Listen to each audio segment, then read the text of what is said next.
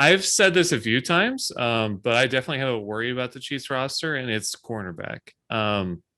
I know a lot of people are really high on L'Jarius Sneed, and like we've seen Travarius Ward play well.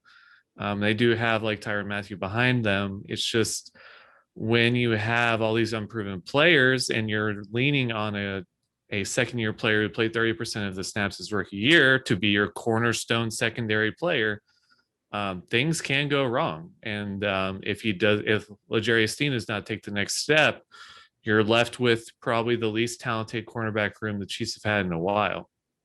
So, and also if like Baker and Hughes don't really work out, your depth's not that great. You have Fenton, Ward, and Sneed, and that's it. So if there's one injury, you're kind of thin there.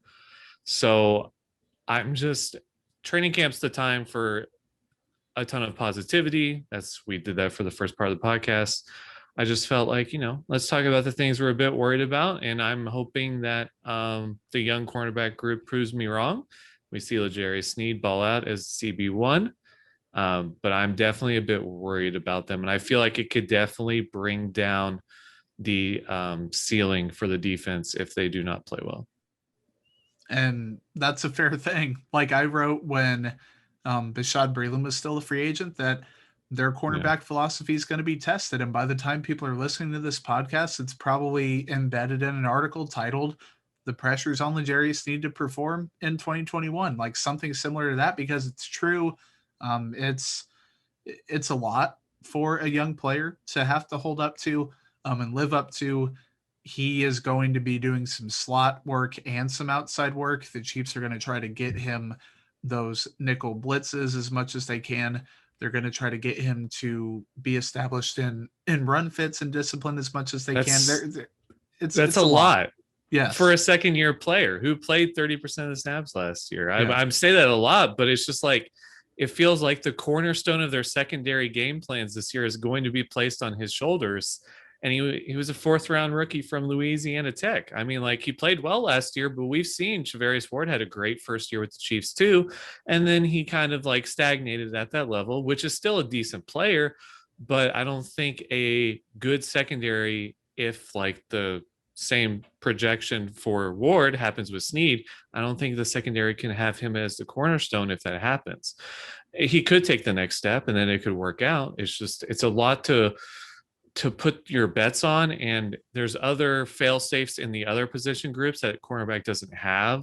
That just makes me worried about what happens if it doesn't go to plan.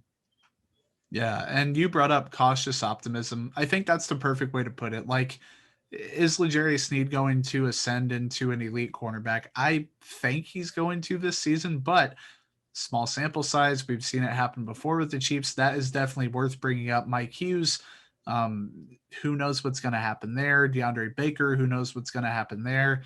Charvarius Ward, ironically, is kind of a constant at this point, like one of the most proven quarterbacks on the team, which isn't necessarily a great thing. So it is a lot for L'Jarius Sneed to have to live up to this season. No one is demanding that he becomes a premier like lockdown cornerback, but they are demanding that he plays well in both slots. The PFF grades match up, like whatever it is, he's going to have to play well. He's going to have to generate turnovers. He's going to have to be a good run defender. He's going to have to get sacks on blitzes from his cornerback spot in the slot. He's going to have to be the second best player, maybe third, if Juan Thornhill really cements himself back again this season. A top 3 player in that secondary in order to live up to the hype.